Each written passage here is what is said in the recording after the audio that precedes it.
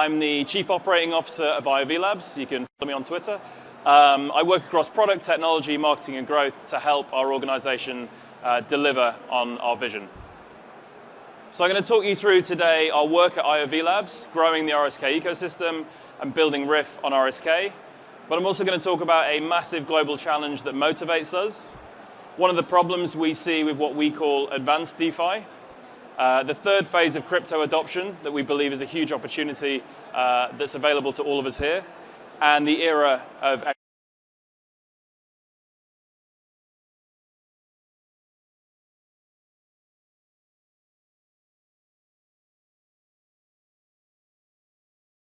every day.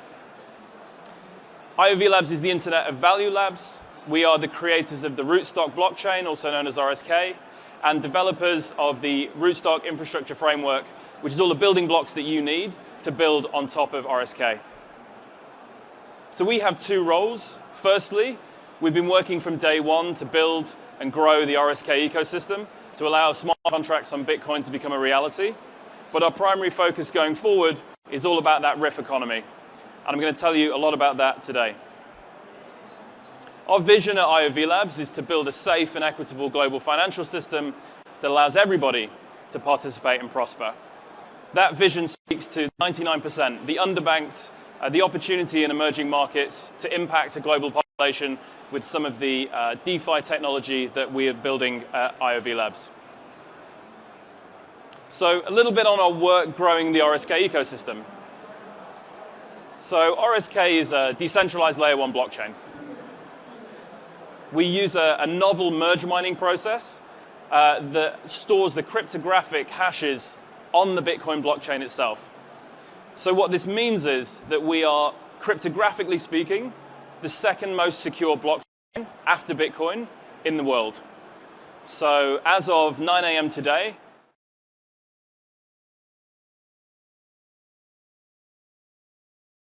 did 57% of the entire Bitcoin hash rate globally. It's an enormous, enormous amount of security.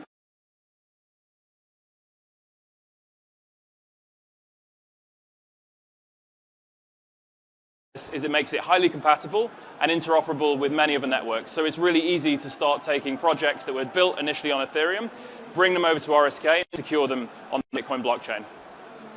So why Rsk approach is cryptographically superior from our perspective, but also from a lot of the work we've done to check this. It's basically the most secure blockchain that you can find and you can build on. Bitcoin is native to Rsk. You don't have to wrap it. You basically bring it through the peg, and it's one-to-one with RBTC. It's super affordable, so 40 to 50% cheaper in gas fees than Ethereum. It's faster than Ethereum by about 10%. And we've got some amazing scaling solutions like ZK Sync live on testnet and going live on mainnet.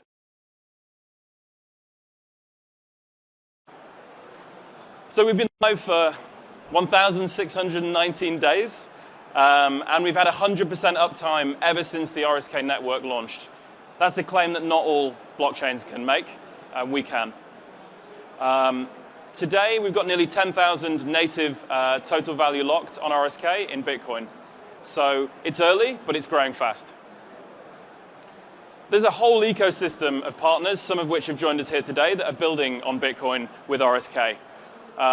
Amazing solutions like Sovereign and Tropicus. Uncollateralized lending services for the underbanked like Grower. We've got native stablecoins like Money on Chain and XUSD by Babelfish.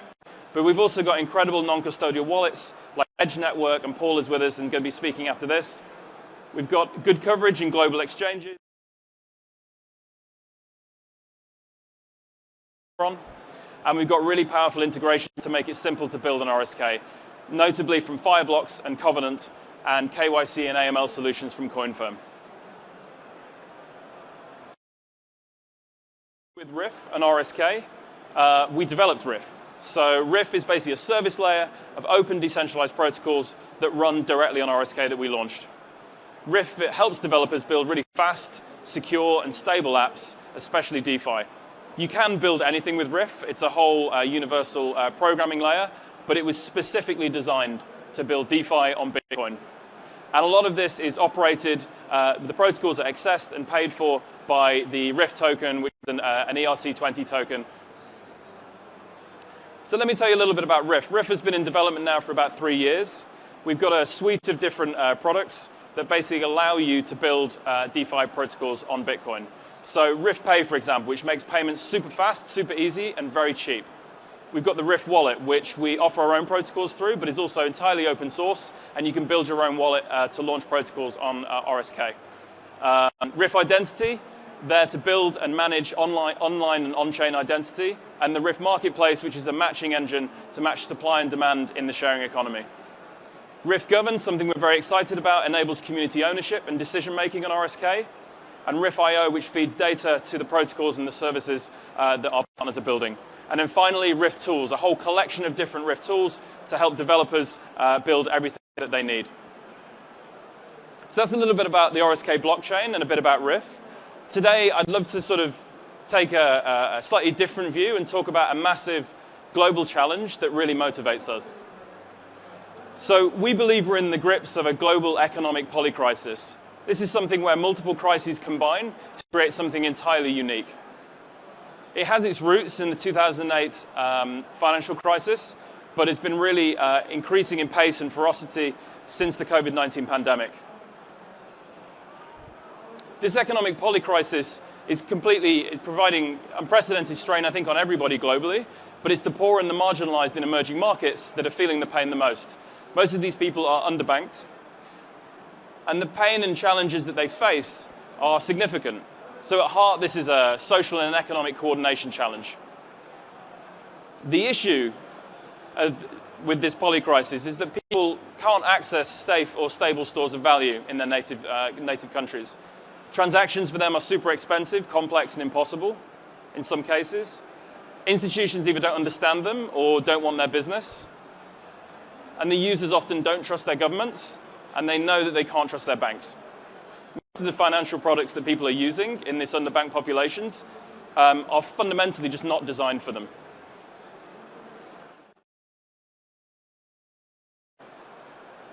There are more people falling from the middle class into economically unprivileged and underbanked categories every single day. This is happening because of price inflation, which is obviously impacting all of us, but it's most specifically impacting. It's also being sustained by the entrenched cost of living crisis that we're all facing at the moment. Purchasing power is declining in emerging markets, and interest rates are being raised everywhere. Crypto solves this, right? Not exactly.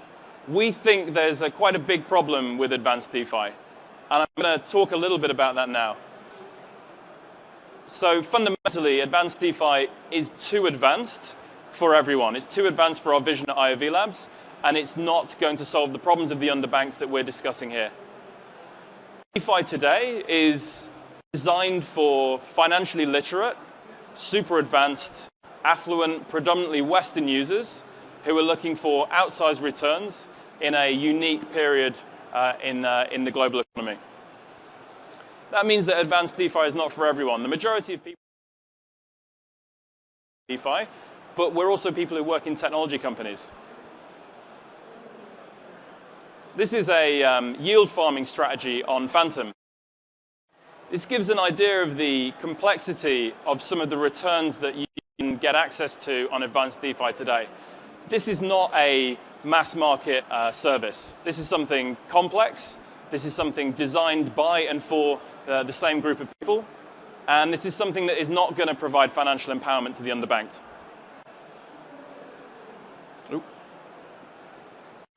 We think usability is a huge barrier to widespread adoption. This is the Nielsen usability maturity model. And it sort of indicates the amount of capital and resources that's being spent on usability within any technology category.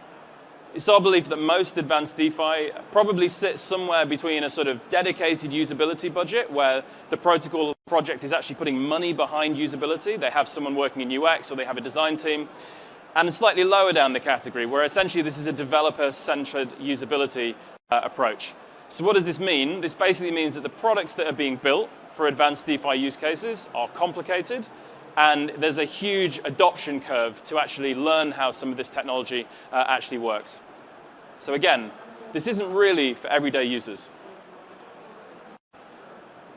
I quite liked this quote from an interview with the VP of New Product Development and Innovation at MasterCard. He says, crypto has to become invisible. It has to disappear in the background for a user who doesn't care, honestly. You know, this guy says, my mum doesn't care if it's centralized finance or DeFi. It just needs to work. We don't think this is advanced DeFi is how you onboard the first billion users into crypto. It's not the whole solution. It's an early iteration of what DeFi can actually do. And our vision at IOVLabs, and we believe the vision for any crypto project that wants to gain mass adoption, is to focus on the underbanked because they demand more from what we're building. The Chainalysis 2021 Geography of Cryptocurrency report indicates that at the grassroots level, emerging markets are driving cryptocurrency adoption as people try to preserve their savings in the face of currency devaluation or to carry out remittances they wouldn't otherwise be able to do so. There is a unique set of use cases that occur in emerging markets which are fundamentally different and not served by advanced DeFi. That cryptocurrency adoption index, this is a snapshot where it shows the 20 countries around the world where crypto adoption is highest, measured through a ranking of on-chain value received and peer-to-peer exchange trade volume. If you look at those top 10, Vietnam, India, Pakistan, Ukraine, Kenya, Nigeria, these are emerging markets where population is experiencing significant challenges using the traditional financial system. So you take Vietnam, for example, soaring inflation and an incredibly weak currency. In India, in 2016, they had the demonetization crisis where the government eradicated 87% of cash in supply. Ukraine, at war with Russia since 2014. Venezuela, decades of mismanagement that people have been feeling there. And Argentina, many of my colleagues from Argentina, experiencing 52% inflation at the moment. These are incredible economic and financial strains to put users under. And but what's particularly interesting is crypto adoption is not being driven in terms of usage by Western markets. These are large emerging markets with significant populations of underbanked who maybe have financial services available to them, they have bank accounts, but they don't quite have the full suite that are available to us in Western markets. This is a fascinating piece of research from the Americas Market Intelligence team. The type of use case of crypto that's being driven in Latin America in particular is people trying to access a store of value. They want to find an inflation hedge, and they want to find a means of doing non-bank digital payments. So if you look at Argentina, what we're basically seeing here is that of the population, 29% hold a credit or debit card. The credit card system's been available in Argentina for decades, right? And it's hit 29% penetration within the population. Only in the last 5 or 6 years, since crypto has become something that is more commonly used, has it reached, in Argentina, 12%.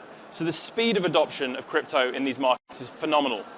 And it's being driven by this unique set of use cases which we're seeing in emerging markets. So we think this idea of everyday DeFi is the third phase of cryptocurrency adoption. So a little bit about adoption curves. So Geoffrey Moore is an amazing thinker, and he identified these 5 different phases of technology adoption. And these 5 phases are split by the infamous chasm, where any technology that wants to gain mass adoption has to cross. So we've mapped the crypto adoption over the last 10 years against this adoption lifecycle. And we think that 2009, 2017 was the innovators phase, right? So represented by early cypherpunks, Bitcoin hodlers, and maximalists. These were people fanatical about the opportunities that crypto held, but they were also extremely tolerant of the enormous challenges it would take to access crypto and use it meaningfully. And then we entered the second phase. Now, this is more recent. This is basically what we're coming out of at the moment. This is what we call the advanced DeFi boom. So this is when we saw the emergence of this explosive growth in DeFi, predominantly in Western markets like North America and Europe. And a lot of what people were doing was getting hold of crypto as a speculative asset to indicate their support for a particular project or to gain yield during a period of strange and uneven economic opportunity in the global economy. We think phase 3 is this everyday DeFi phase, where in order to access this huge mass market opportunity, projects need to cross the chasm. So again, we think it's dominated by emerging market users who are trying to do pragmatic things with crypto all over the world, except for one very significant point. They're trying to execute basic retail finance use cases, but do it using cryptocurrencies. So, everyday DeFi, the third phase of crypto adoption. So how do you cross the chasm? So IOVLabs, we think this era is here, and we think it's here to stay. And we've got a bit of a manifesto for what everyday DeFi means to us. This new phase is only just beginning. It's going to be driven by usage in weak local currency, by people driven by weak local currencies with declining purchasing power who want to protect their own financial interests during this extraordinary period of economic turmoil. This is really going to be defined by normal people using blockchain technology to do simple, basic, everyday tasks, like making a payment, sending a remittance to overseas. This is going to mainly take place in markets like India, like in the tower blocks of Mumbai, in places like Jakarta and Buenos Aires. This isn't going to be built by TradFi retail banks. It's going to be defined by what we call the long tail of blockchain neobanks that are coming in the future. This is the biggest market opportunity that cryptocurrencies have ever seen. And it's everything we've been promised since the beginning of the crypto revolution. And of course, all of this can be built with Riff on Rsk. Everyday DeFi is enabled by a series of different coalescing technologies which are becoming mature and going through the hype cycle at a particular point in history. So we're now on this slope of enlightenment. If those who are not aware of the hype cycle, it's an indication of how new technology gains prominence and exuberance, and then slowly, as the promises of that new technology don't occur, the media turns away, those promises are not quite fulfilled, and then during this period, you reach the kind of trough of disillusionment. And it's at this unique phase where companies go away and they start building real solutions. So we think that the cryptocurrencies, the dominance of blockchain wallets, and fundamentally stablecoins are all reaching a certain point in kind of maturity where we can build really compelling products. So how big is this opportunity? To give some context, the number of advanced DeFi wallets today is about 4.3 million. That's 4.3 million wallets across most of the major advanced DeFi protocols, and this is on-chain data that was pulled recently. To give you an idea of size, that's about the size of the country of Panama, a tiny Central American country. Meanwhile, the underbanked represent nearly 2 billion people around the world. In 2021, represented nearly $500 billion of capital flow. So there is an enormous opportunity there, and advanced DeFi, even though it's still early, is really nowhere near crossing into this massive market. Everyday DeFi will emerge where trust in banks and governments is low, people are exploited by predatory intermediaries charging super high fees, where regulation doesn't enable innovative neobanks to naturally emerge, and where incumbents are protecting their oligopoly, often in some cases through state capture. So countries like Vietnam, India, Pakistan, Ukraine, and Kenya.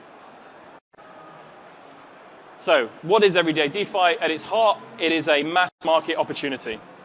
It's characterized by underbanked or financially excluded users using decentralized technology to fulfill a basic everyday need, like paying a bill, saving with a small return, borrowing at reasonable rates, and sending money to their family anywhere in the world.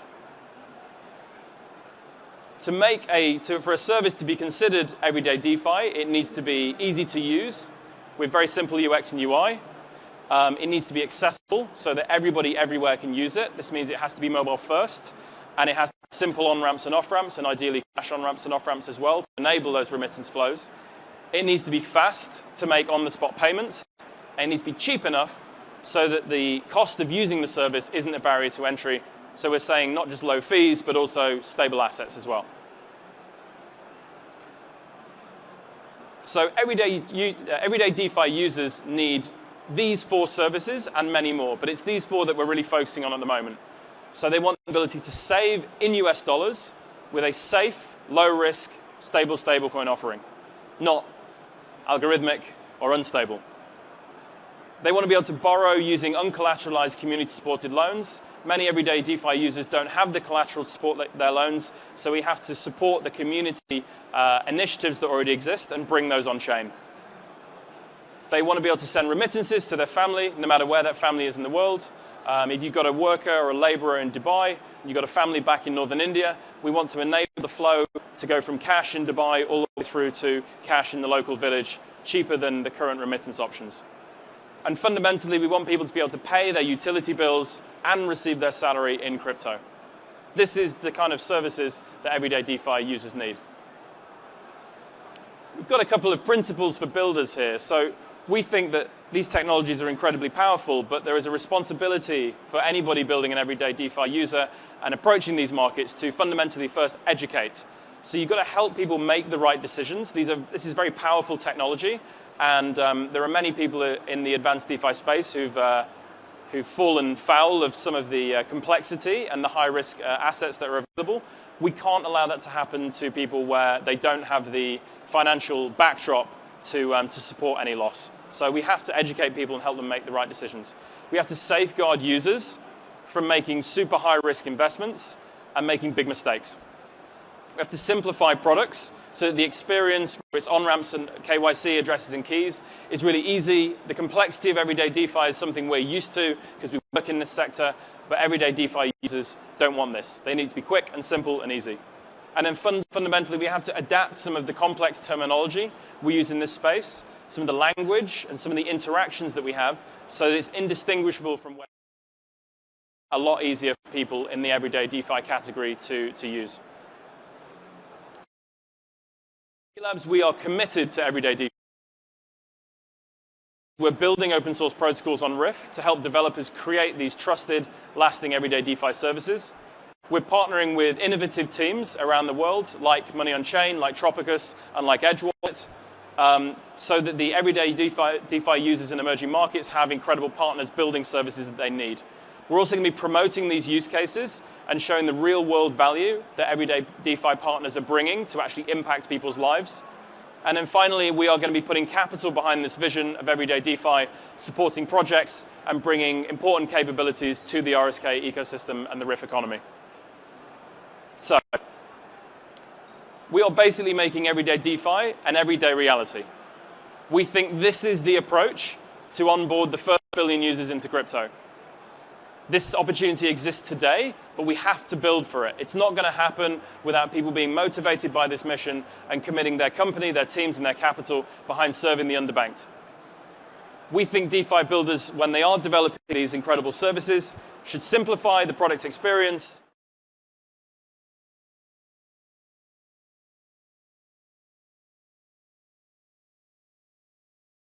losing their keys.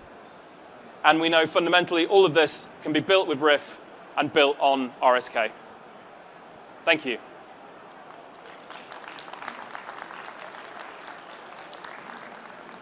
So,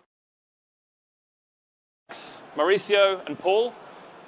Max is the co-founder of Money on Chain. Mauricio is one of the co-founders at Tropicus. And Paul has built the amazing Edge wallet with his team. How are you doing, guys? Right, thank you. Awesome. Okay, got some questions. So maybe we can. Okay. Do you want to tell us a little bit about what Money on Chain is and how it's different? Oh yes. Basically, Money on Chain is a bunch of DeFi protocols built on top of Rsk that will enable the creation of the next financial system on top of it.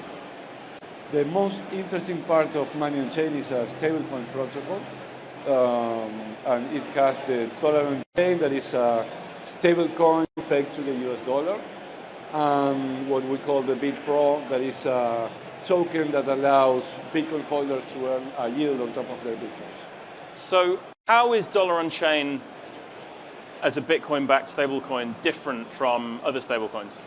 Well, the first difference is that it is over-collateralized, so there is always a lot of more collateral than it is really needed to back the stablecoin. You can always redeem your stablecoin against the smart contract. You don't depend on a secondary market or third party to redeem your stablecoin. And the peg is guaranteed by the smart contract. Right. So we were talking backstage about some of the things that have happened in the stablecoin space recently, right? So the Terra Luna meltdown, has that changed your perspective in any way on stablecoins in general or on what you're building at Money on Chain? No, not at all. The first thing that we saw when we built Money on Chain is that you need a real collateral to create a stablecoin. That is why we choose Bitcoin. Bitcoin has value by itself. And do you think that the approach you've taken is better than other stablecoins? Oh yes, our approach is completely different from other stablecoins. The first difference is that we have a huge over-collateralization ratio. What is that ratio? Well, the minimum over-collateralization ratio is 4, but if you take a look at the protocol today, there is like $10 or $11 in Bitcoin for every dollar on chain issue. That is right now. We thought a lot about the incentives on the protocol and what is going to happen when the market crashes and what is a panic. So if, for example, what happened to Luna, when the price with the USD, when the price of Luna started to go down, people get panic and start to redeem the USD, and that make the whole protocol to collapse. But if the price of Bitcoin starts to go down and people get panic and start to redeem the dollar on chain against the smart contract, what is going to happen is that over-collateralization ratio is going to go up. And so we've been talking about everyday DeFi here. Why are stablecoins so important to everyday DeFi users? Well, basically, normal people cannot afford Bitcoin volatility. If you are a car seller, you cannot accept Bitcoin for a car. Do you think it's also to do with the fact that accessing US dollars in many emerging markets is really difficult? It's hard to get a US dollar account? Yes, absolutely. That's what the main reasons why we created Money on Chain. I live in Uruguay, but I am Argentinian. And people in Argentina are not allowed to buy US dollars, and they have more than 50% inflation. So Money on Chain is a real solution for the people. They need it. Could you just briefly tell us a bit about your experiences growing up and also what you saw from just over the water from Uruguay to Argentina, of the kind of challenges that maybe motivated you to build Money on Chain? Well, as I told you, I am Argentina. I grew up in Argentina. I saw my father lose the savings of all his life in hands of the bank, and we have been dealing with inflation and hyperinflation all of our lives. So we understand the problem very well. So this is not just an exciting product for you to build. This is something that is actually like solves a fundamental problem that you and your family have faced throughout your whole life. Exactly. This is not a fancy DeFi thing. This is something that the people in Argentina, Venezuela, and other countries really need. Amazing. Okay, so why use RSK then? Why build on Bitcoin with RSK? Why build on Bitcoin? Because Bitcoin is the most decentralized, most stable, and most secure crypto asset. And we built on top of RSK because of this synergy that is between RSK and Bitcoin. Because RSK is secured by the Bitcoin miners. So basically RSK has like free security, but that security subsidizes Bitcoin mining. So there is a very beautiful synergies between Bitcoin and RSK. On top of that, the RBTC, the representation of Bitcoin on RSK, is the most decentralized representation of Bitcoin out there. Thank you. Okay, Mauricio, do you want to tell us a little bit about what Tropicus is and how it works? Yeah, for sure. But first of all, I want to congratulate you on the presentation because it demonstrates that we are not talking about technology here. We're talking about solving problems. And that's why I'm so excited to be part of this Rsk ecosystem because I don't see any other project in the ecosystem that feel that kind of problems and that are working together to solve it. So that's so exciting for me. So congratulations. Thank you, and we love working with you guys at Tropicus. We think what you're building is something that's fundamental to Everyday DeFi. So tell us a little bit about what it is and how the journey's been so far. Tropicus is a lending and borrowing protocol. It's to save money and to borrow money without identity, without any permission, and that is very important in developing countries. And our value proposition is that we offer better interest rates in savings than your bank, and better interest rates on borrowing money than your bank. We don't offer these incredible yields of 20, 50, or 100%. We offer better interest rates than the banks in developing countries because that is the measure that the user have in that places. Amazing. And so, can you maybe share with us some Everyday DeFi user stories or examples that you know from people using your protocols? Yeah, for sure. Most of the use cases, we don't know about it because we are non-custodial, private, but some people, some users, are part of the community, and they're so passionate about what Tropicus solved for them that they share with us some use cases. For example, there are cases of people in Argentina that are buying motorcycles using their Bitcoin as a collateral and taking a loan in US dollars and paying that motorcycles. But we heard from people of, for example, a person in a Venezuelan girl that was working in Argentina and she found a new job in Paraguay. But when she get there and start to work in the new job, the employee says, "No, I'm going to pay you 1 month after that you expect." And she said, "Oh, I don't know anyone here in Paraguay. The financial system, the banking system don't know me. What can I do?" And she used Tropicus to put their savings in Bitcoin, to have a loan in US dollars, to pay the bills. And once she received the first salary, she paid the loan because the loans in Tropicus are flexible. You can pay it whatever you want. Amazing. So and something, Daniel, as simple as this. In some places, as Max mentioned, in some places in Latin America, like Brazil, Argentina, or Colombia, you cannot have a US dollar bank account. You cannot have it. With Tropicus and with dollar on chain, you can have that in 5 minutes. So thinking about how you're going to expand Tropicus to as many people as possible, what kind of strategies are you using? What kind of approach are you taking to get as many everyday DeFi users onto Tropicus? Yeah, we started with a very simple UX. If you use Tropicus right now in tropicus.com, you're going to find that it's very easy to use and that we present to the users all of the information that they need in a very simple way. But for the future, we are working in 3 main strategies. The first one is fiat ramps. We are partnering with several fiat ramps so that people with cash can get to Tropicus very easily, and with the Tropicus loans, they can get to cash very easily. The second one is that we are integrated some wallets that are very easy to use, that you don't need to understand these 12 words and private keys and things like that. You can have a non-custodial wallet, just work with your Gmail, for example, or your Twitter. And it's going to be easier to do. And the third one is that we are understanding the needs of the Latin American people to start.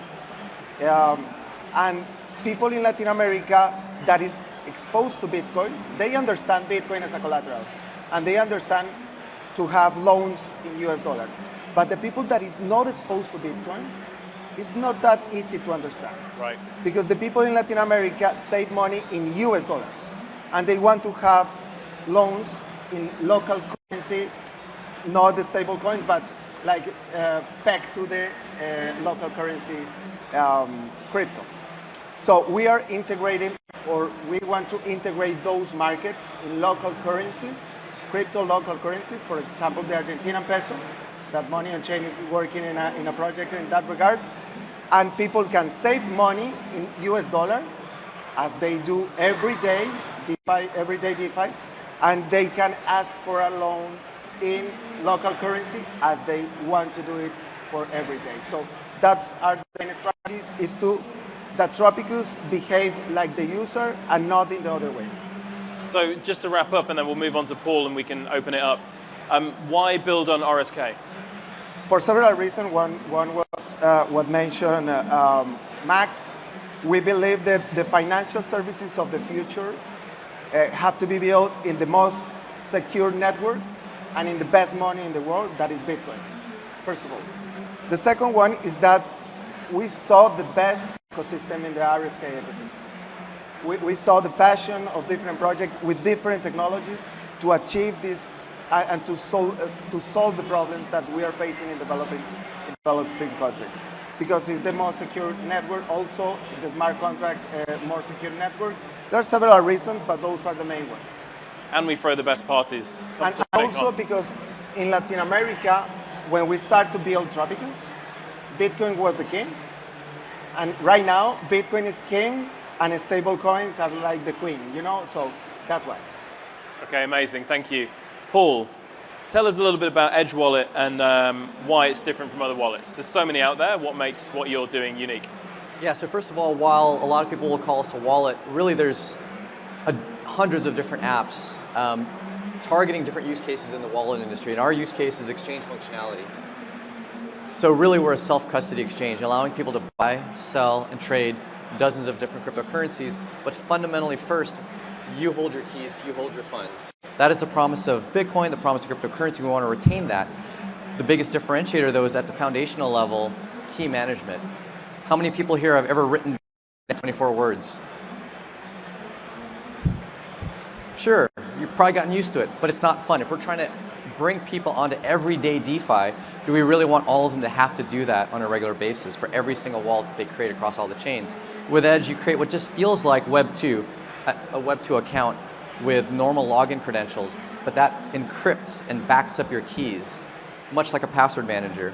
It automatically two-factors it, gives you even password recovery capabilities. So really it's bridging that gap between this a little bit of intimidating, decentralized self-custody world and the custodial world that people are used to with banks, PayPal, and other Web 2 applications. That's the foundation of what we've built, keeping the ideology, but giving the user experience, giving people a user experience that they're really used to. Amazing. So just thinking about accessibility, what are you doing at Edge Wallet to make your product as accessible as possible to the broadest number of people possible? Got it. So key management's at the foundation of that. But second to that, talking about everyday DeFi, this is actually one of the topics I am most excited about. So I'm really happy to be on this panel. I've used DeFi. I'm a big fan of DeFi. I've taken out loans. I've deposited liquidity into various decentralized exchanges and earn yield via staking. If you look at the process of doing that, like for example, taking out a loan, it requires swapping into a token. It requires approving a token. It's another transaction, approval of a token to be deposited into a loan type of system as collateral, and then actually executing the loan. And then likely for most people, once they've borrowed that money, they actually want to use it in the real world, where they have to then sell it to a bank account. All of that is just a ton of steps, all of which are very intimidating. So our goal is to take that and turn it into one swipe. Choose how much you want to collateralize and how much you want to borrow. One swipe, all of that happens in the background and you have money in a bank account. That's what the centralized services provide. But that's not DeFi. That's CeFi, that's TradFi. But we can fully replace those type of experiences. Same with the staking, same as the interest earning, yield bearing type of accounts. And that's a big focus of what Edge is doing over the next year. Taking the various protocols like Tropicus, Money on Chain, on these chains. On what I love about Rootstock is the fact that most people have Bitcoin. That is the core, that's the anchor, it's the king of cryptocurrency. But to use it on DeFi, on other chains such as Ethereum, requires more conversions and understanding and accepting of the volatility of other assets such as Ethereum or Matic. With the Rootstock, you can stay pure play Bitcoin. That's what I love about, that's what I currently hold. That's my primary asset of holding. And so Rootstock enables you to keep on the pure play Bitcoin, but still have all the advantages of DeFi. So if you think about the thing with DeFi is that the opportunities for returns are enormous, but the risks are enormous as well. So how do you make sure that onboarding these everyday DeFi users, they're safeguarded from potentially ruinous financial events? I talked to a Bitcoin maxi that really hates DeFi, and to him he thinks it's pure gambling casino. And admit, yes, there's an aspect of that, especially for the people that just kind of like mine random tokens that are totally tiny little tokens out on like the Ethereum blockchains. But realizing that it actually has a real use case in the protocol itself allows you to say, when you do an integration with a DeFi protocol into an app like Edge and other wallets, you can hone in on what functionality is provided. You don't have to provide functionality to deposit collateral for a loan using a token that's highly volatile. Right? If your collateral is highly volatile, you have a higher chance of getting liquidated. Instead, deposit collateral on more stable assets, i.e. Bitcoin, RBTC. As well, one of the big challenges with a lot of DeFi protocols, it's this whole like MetaMask or Wallet Connect to a website, and if you are taking out a loan, such as what you might be doing with Tropicus, realize that you might want to know when you're going to get liquid in hand. And there's no way to notify a user. A lot of these protocols don't care to notify a user. If you're baked into, say, a mobile app such as Edge that has the ability to notify users, go ahead and do it. And that's one of our aims. Say you're 5–10% away from getting liquidated, let that person know so that they can potentially add more collateral to prevent liquidation. So on those two fronts, only exposing some aspects that are a bit safer and preventing users from entering much more risky type of DeFi usage. And as well with leverage. BPro on Money on Chain is a leverage type of product. Or not BPro, but B2X.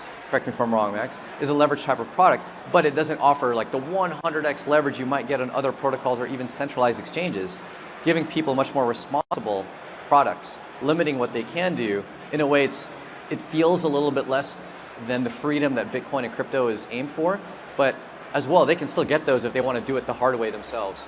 But for the more consumer-friendly, everyday DeFi type of apps, you can present the most common, most useful, and the less, I call it, gambling type of products. And that's what we aim to do.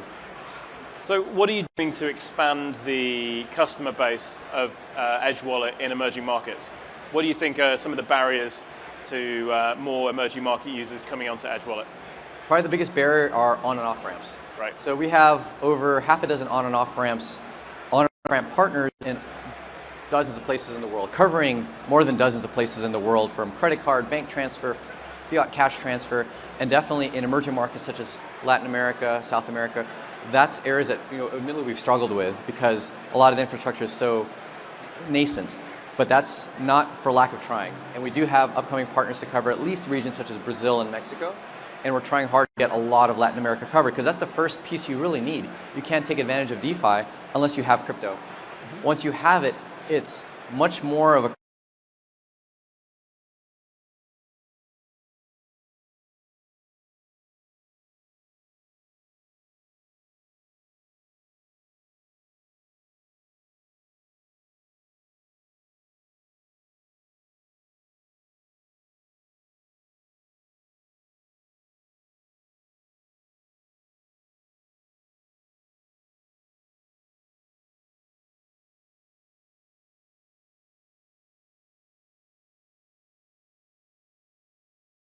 of solution exists.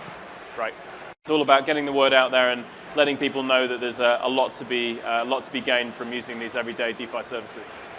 Okay, amazing. Well, look, thank you, Max. Thank you, Paul, and thank you, Mauro. This has been awesome, and thanks everybody for coming. Enjoy the rest of the conference.